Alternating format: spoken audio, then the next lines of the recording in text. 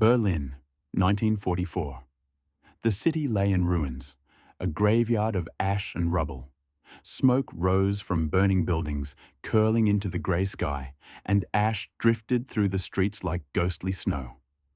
Broken vehicles and debris littered the roads, while the distant thunder of artillery reminded anyone who survived that the war was not yet over.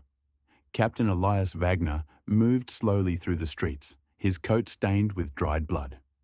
His eyes were hollow, haunted by memories of what he had seen. Snow mixed with ash covered the ground, crunching softly beneath his boots. Every ruined building seemed to watch him, every shadow hiding a potential threat. He wondered if he was still alive, or if death had already claimed him, leaving only a shell to wander the Ashen City. Corpses lay scattered along the streets, some with eyes wide open, staring blankly at the grey sky above. Sometimes, in the corner of his vision, it seemed as if the dead were following him, their empty gazes piercing his soul.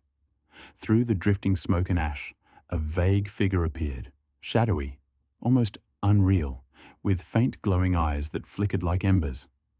Elias froze, questioning whether his mind was breaking under the weight of the city's horrors, or if something truly unnatural was walking the streets.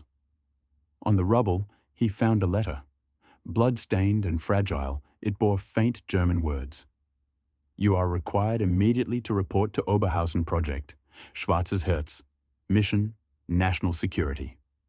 He did not understand the purpose of the project, but the urgency in the handwriting made his heart pound. There was no choice. Obedience or death was the only path. That night, Elias boarded an old freight train. The carriage smelled of oil, ash, and smoke. 3 other soldiers sat silently, their faces grim and eyes empty. Outside, snow dusted the tracks and abandoned villages blurred past.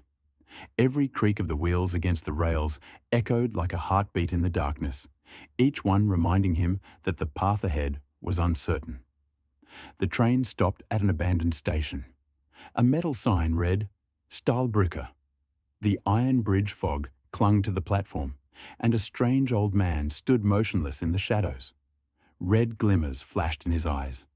Elias turned, but when he looked back, the man had vanished, leaving only cold fog and a broken warning. Entry forbidden by order of the Führer. The following morning, he arrived at the underground facility. Massive steel doors loomed above him, inscribed with Projekt Schwarzes Herz and a skull emblem. Steam rose from cracks in the floor, and flickering torches cast long shadows across the walls.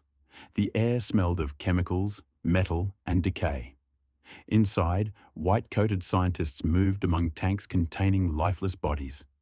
In the center of the room, a black, pulsating heart floated on a table, faintly glowing in the dim red light.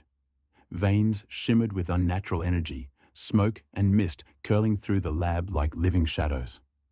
Elias could barely breathe. Stepping closer to the black heart, he saw it throb slowly, methodically, almost like a calling. The shadows on the walls seemed to stretch toward it, drawn by some invisible force. Elias felt a chill run down his spine. Deep inside the lab, he realized that this heart, this black heart, held secrets no living man was meant to understand. "When we tried to conquer death, it chose us instead," he whispered, his voice barely audible over the hum of the lab.